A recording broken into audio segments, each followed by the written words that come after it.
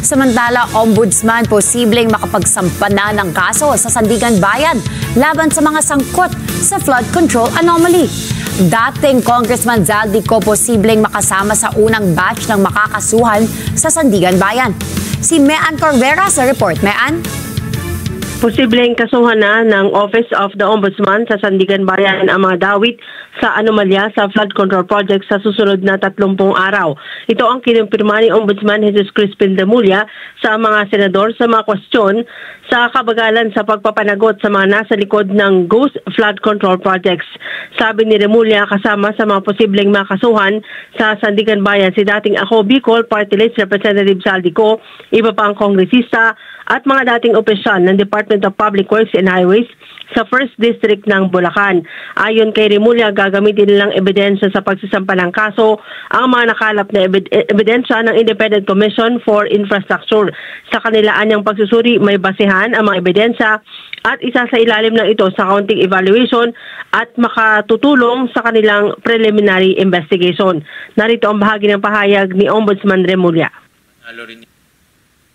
Yung mga final po sa amin ng ICI tsaka ng DPWH na magkasama, yun po yung susunod at yun doon po maisirin po yung proseso. Ang tingin namin kasi maganda na ho yung mga ebidensya ng dokumento na nakadikit po sa complaint. Kaya counting evaluation lang po yan, o hindi na evaluation. Tutuloy na po kami sa PI dyan pagka nakita po namin na o kaya sa fact-finding magdadagdag lang kami ng konti pa para ho maging saradong-sarado ang kaso. Para pag-file po namin, pagdadagdag po ng PI, sasagot na lang po yung kabila, tapos joinder of issues. Samantala, hindi naman sigurado si Remulla kung may mga senador na makakasama na sa unang batch ng sasampahan ng kaso dahil 8 hanggang 10 reklamo pa lang ang isinasailalim sa evaluation.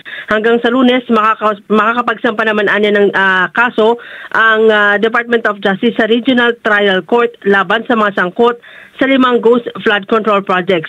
Nanggaling na sa Ombudsman ang mga dokumento at reklamo at ibinalik na ng Ombudsman sa kanilang dineputize para magsampa ng kaso.